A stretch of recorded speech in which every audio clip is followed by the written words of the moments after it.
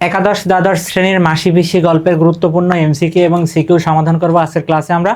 বিগত বছরগুলোতে বোর্ড পরীক্ষা এবং বিভিন্ন কলেজের পরীক্ষায় যে এমসিকিউগুলো সিকিউগুলো এসেছে সেগুলো এই এক ক্লাসেই আমরা সমাধান করার চেষ্টা করব।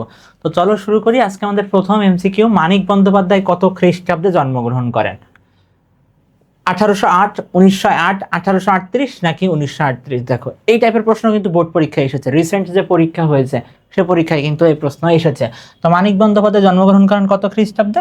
1908 খ্রিস্টাব্দে। কত খ্রিস্টাব্দে? 1908 খ্রিস্টাব্দে। 1908 খ্রিস্টাব্দে। মানিক বন্দ্যোপাধ্যায় বিহারের সাঁওতাল পরগনার দুমকায় 1908 খ্রিস্টাব্দের 19 মে জন্মগ্রহণ করেন।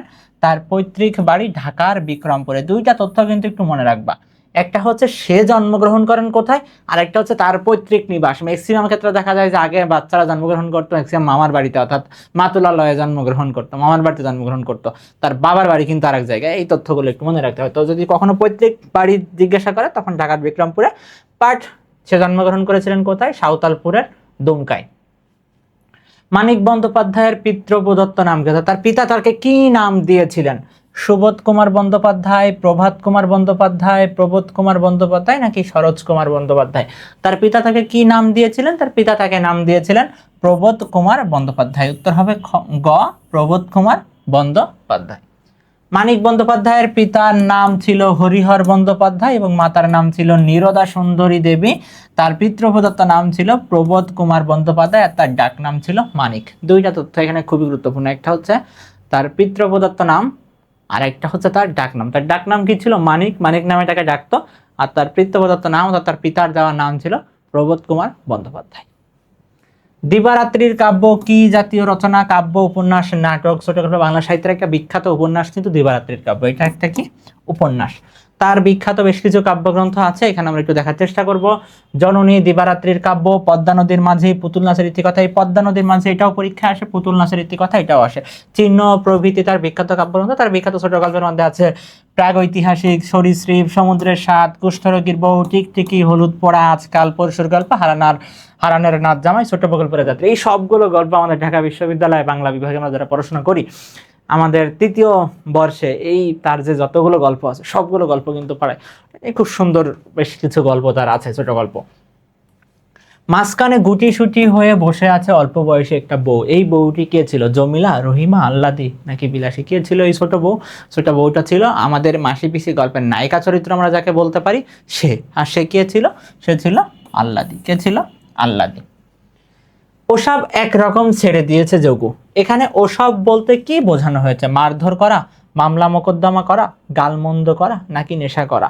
আমাদের এখানে যোগু আসলে কে? যোগু হচ্ছে আমাদের যে গল্পের নায়িকা চরিত্র যদি আমরা বলি আহ্লাদি, সেই আহ্লাদির স্বামী হচ্ছে যোগু। যোগু তাহলে কি? যোগু হচ্ছে আহ্লাদির স্বামী। আহ্লাদির কি? আহ্লাদির স্বামী হচ্ছে যোগু। সে কি করতো? সে আসলে নেশাবানি করতো। সে আসলে কি নেশা করতো আর কি, জোয়া টোয়া খেলতে, হয়তো এই টাইপের বিষয় আদি তার মধ্যে আছে। তো ওসব ছেড়ে দিয়েছে বলতে কি বোঝানো হয়েছে? নেশা করা ছেড়ে দিয়েছে। তাহলে আবার এই কথা কে বলেছিল? এই কথাটা কিন্তু বলেছিল যোগুর যে বন্ধু আছে কৈলেশ। কোথাও দেখবা তার নাম কৈলেশ লেখা আছে, কোথাও লেখা আছে কৈলাস। এই কৈলাসই কিন্তু বলেছিল যে ওসব একরকম ছেড়ে দিয়েছে যোগু। ওসব ছেড়ে দিয়েছে মানে কি? এই নেশাবানি করা ছেড়ে দিয়েছে, সে একদম কি ভালো হয়ে গেছে। মাসি পিসি গল্পে চায়ের দোকান কোথায় ছিল? মাসি পিসি গল্পে আসলে চায়ের দোকানটা কোথায় ছিল? পুলের কাছে, গঞ্জের বাজারে, খালের ধারে নাকি কাছারি বাড়িতে? মাসি পিসি গল্পে চায়ের দোকান ছিল পুলের কাছে। কোথায় ছিল? পুলের কাছে ছিল চায়ের দোকান। মাসি পিসি গল্পে যোগু আর সেই যোগু নেই কথাটি দ্বারা কি বোঝানো হয়েছে? চারিত্রিক পরিবর্তন, লোভ দূরীকরণ, আহ্লাদের প্রতি তার দরদ, নেশাগ্রস্ত হওয়া। এই কথা কে বলেছিল? যোগু আর সেই যোগু নেই কথা বলেছিল কৈলেশ। এই কথাটা কে বলেছিল? কৈলেশ। এই উক্তিটা কিন্তু কৈলাসের। কার ছিল? কৈলাসের ছিল। যোগু আর সেই যোগু নেই মানে সে তার কথা দ্বারা বোঝাইতে চাচ্ছে যে যোগু কি এখন অনেক ভালো হয়ে গেছে, সে আর আসলে ওই নেশাপানির সাথে জড়িত নেই, সে খুবই ভালো মানুষ হয়ে গেছে। তো এই কথাটা মূলত বলা ছিল তার যে চারিত্রিক পরিবর্তন ঘটেছে সে বিষয়টার জন্যই কিন্তু এই কথাটা বলেছিল। কি বিক্রি করে মাসি পিসি যোগুকে ভালো মন্দ 10টা জিনিস খাইয়েছে? শালতি, গাড়ি, তরকারি, ছাগল। দেখো যেহেতু আহ্লাদের বাবা মা ভাই কেউ বেঁচে ছিল না, সেহেতু মাসি পিসি কিন্তু আল্লাদির স্বামী যোগুকে খুব ভালো আপ্যায়ন করতো। সে যখন সে তার মানে বউকে অর্থাৎ আল্লাদিকে নির্যাতন করলেও আমাদের যে সমাজে একটা কালচার আছে যে মানে জামাইদের প্রতি একটা ভালো দৃষ্টি রাখা, তাদের সম্মান করা, ভালো মন্দ খেতে দেওয়া, সেই বিষয়টা কিন্তু মাসি পিসিও করতো। যাই করুক না কেন, সে যখন বাড়িতে আসতো অর্থাৎ শ্বশুর বাড়িতে, তাকে কিন্তু ভালো মন্দ জিনিস খাইতে দিছে মাসি পিসি। আর এটার জন্য তারা কি করেছিল, তারা ছাগল বিক্রি করেছিল। কি বিক্রি করেছিল? ছাগল বিক্রি করেছিল।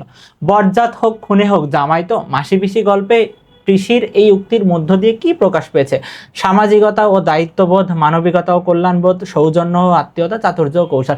এটা মূলত একটা সামাজিকতার একটা বিষয় ছিল, একটা সামাজিকতা ও দায়িত্ববোধের একটা কিন্তু বিষয় ছিল। মাসি পিসি গল্পে আল্লাদির দিকে কে ছলছল চোখে চাকায়? মাসি পিসি রহমান কৈলাস। মাসি পিসি গল্পে আল্লাদির দিকে ছলছল চোখে চাকায় কে? বুড়ো রহমান।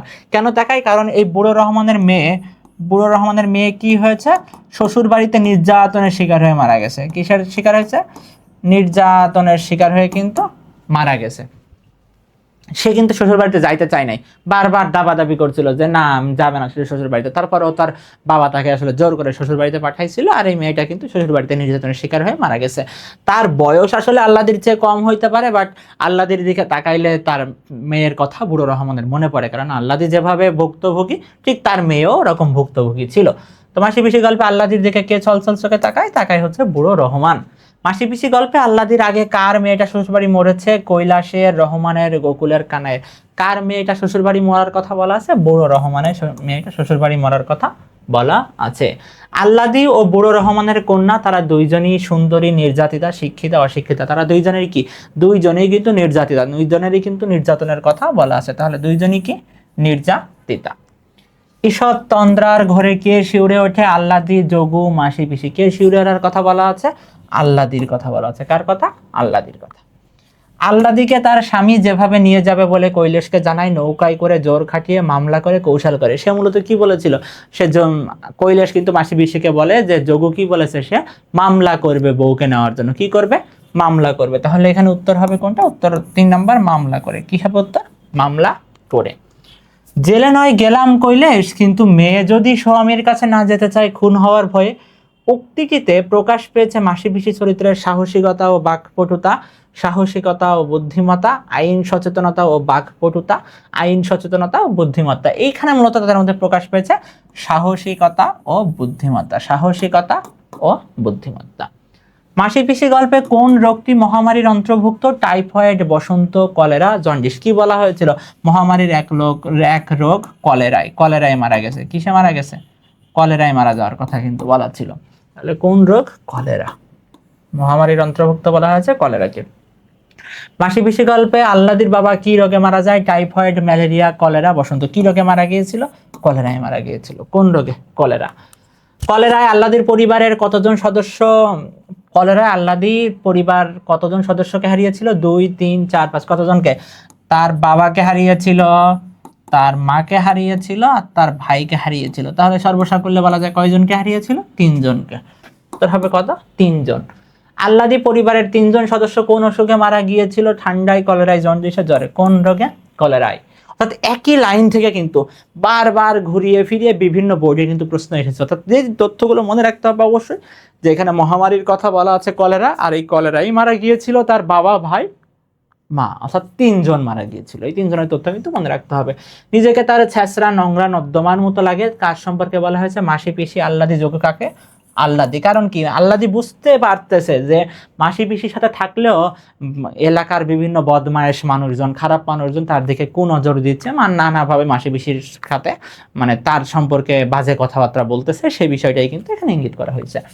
মাসি পিসি গল্পে দারোগা বাবু কার সাথে বসে আছেন? ওসমান, সাধু বৈদ্য, যোগু, গোকুল।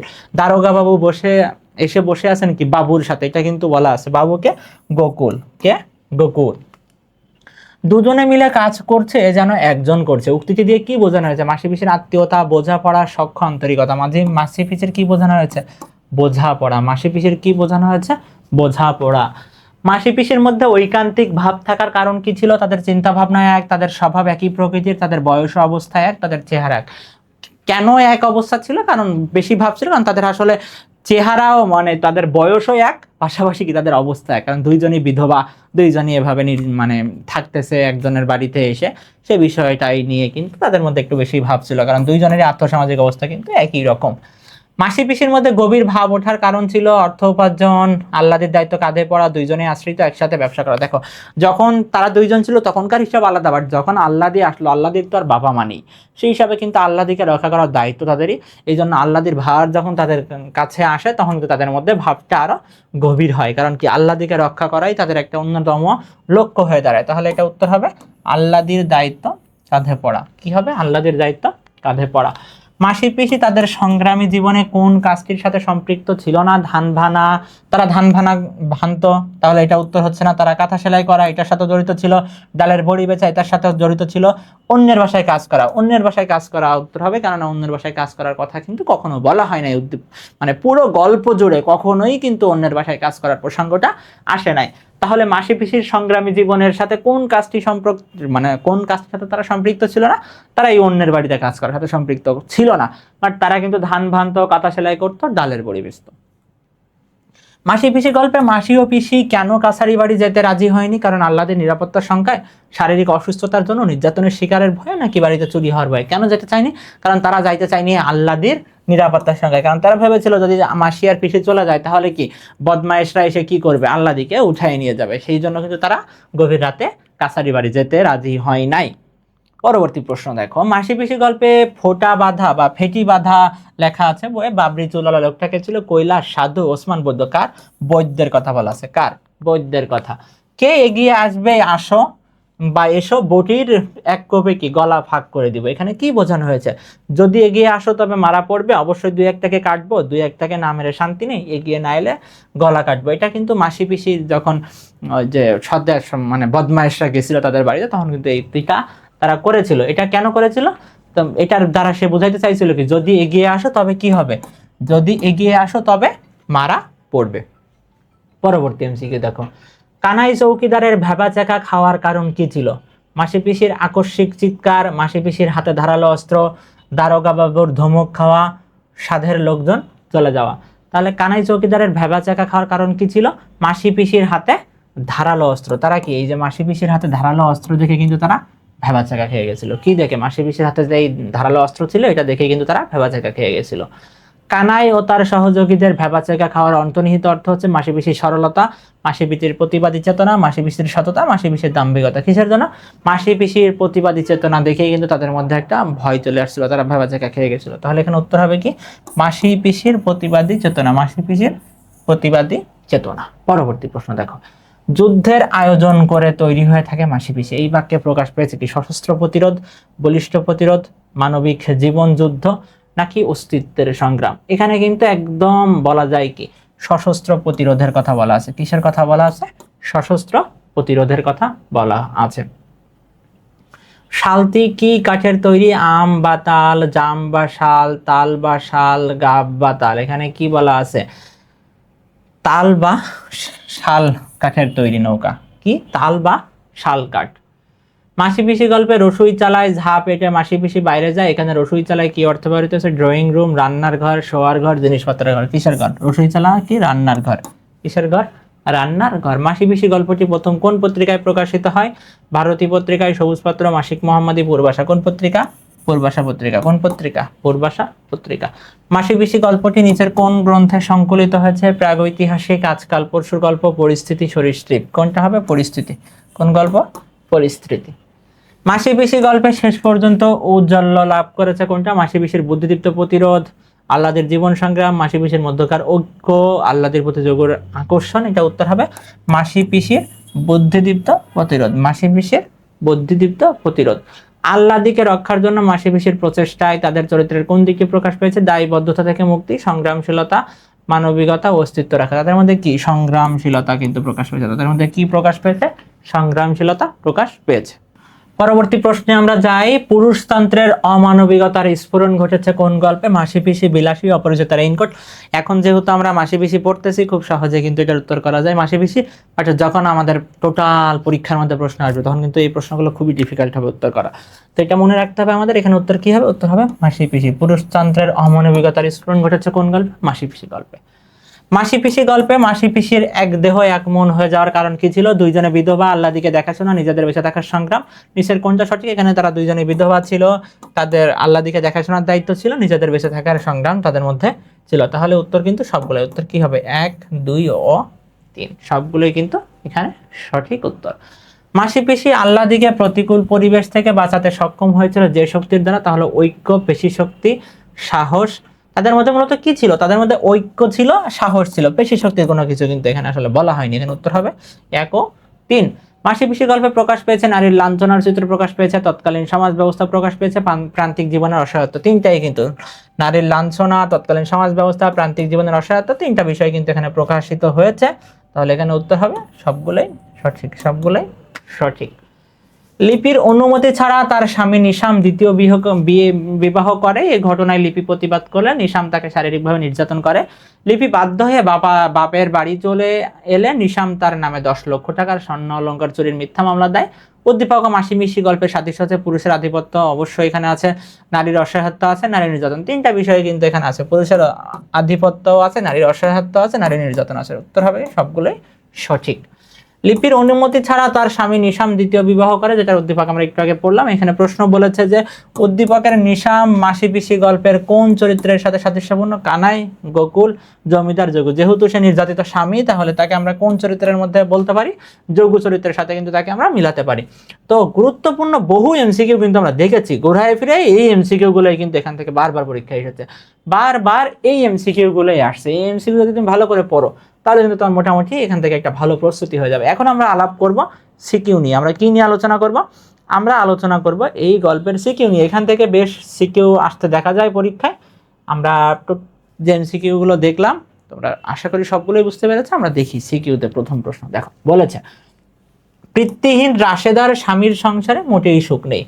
অর্থের জন্য শ্বশুর শাশুড়ি তাকে মানসিক নির্যাতন করে।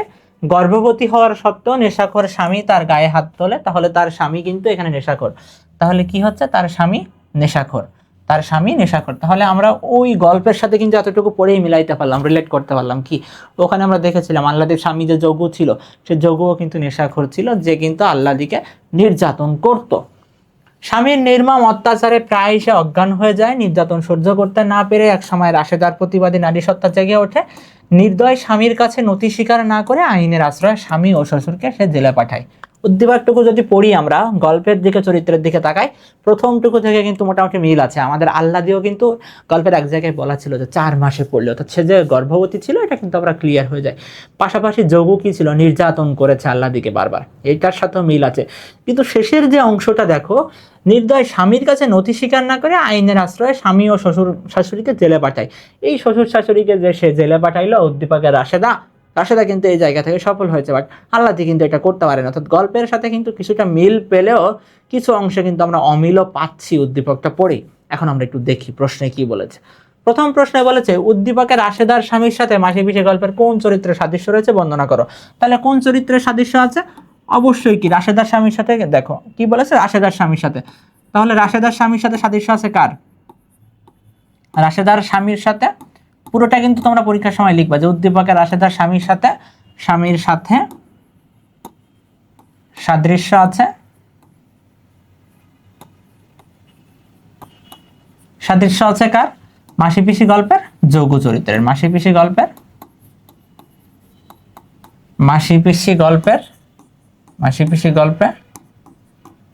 আল্লাদির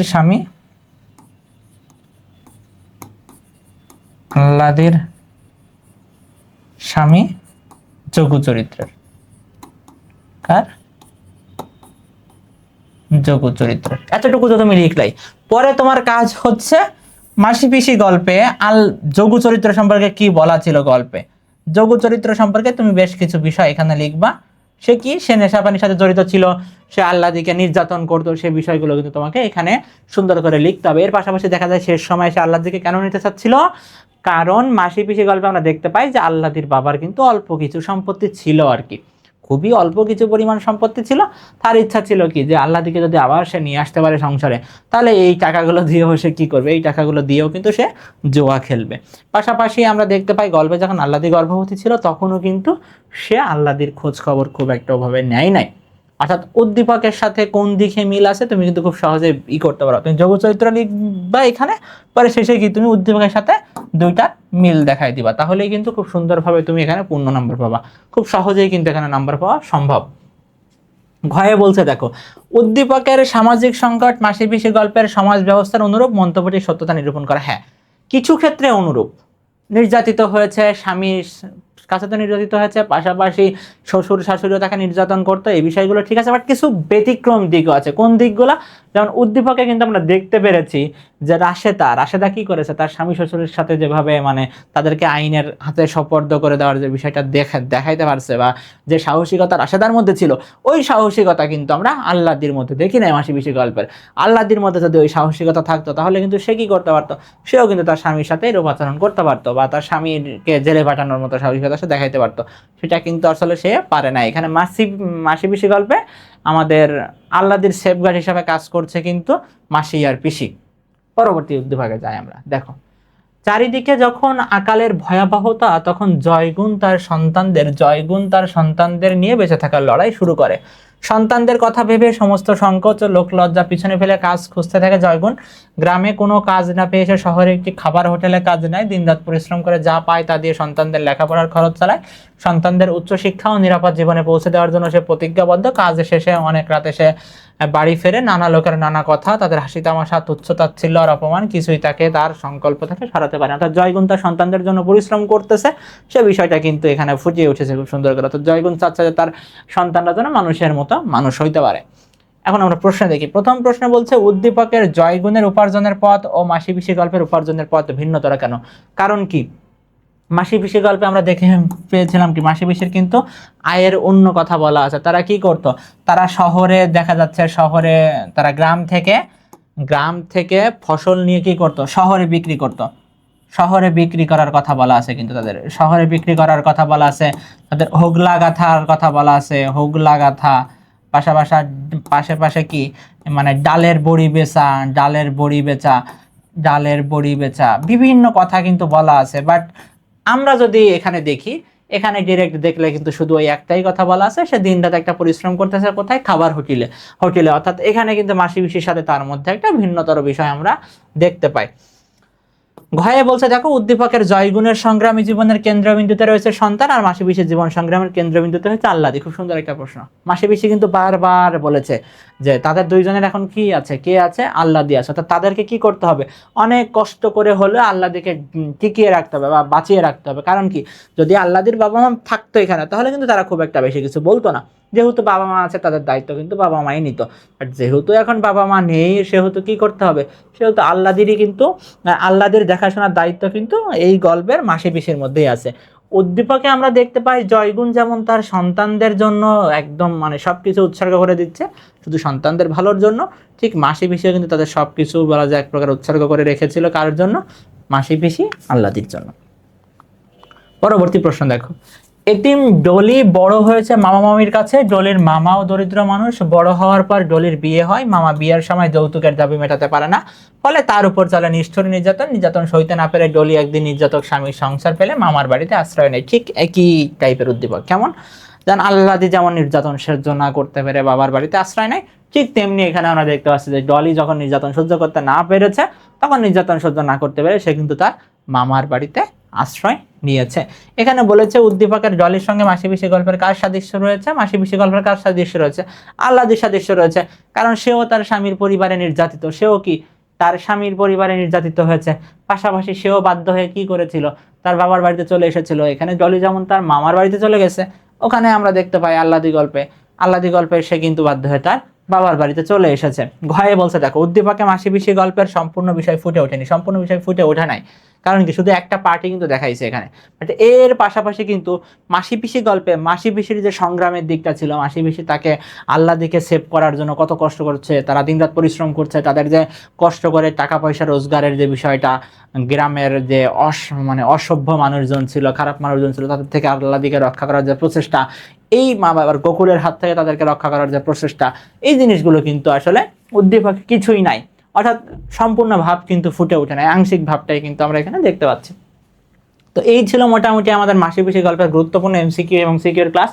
আশা করি যে তোমরা বিষয়গুলো বুঝতে পেরেছো, যেখানে কোন এমসিকিউ সিকিউগুলো তোমাকে পড়তে হবে। তো সবাই ভালো থাকবা, পরবর্তী কোনো গল্পের এমসিকিউ সিকিউ ক্লাসে তোমাদের সাথে আবারও দেখা হবে। আসসালামু আলাইকুম সবাইকে।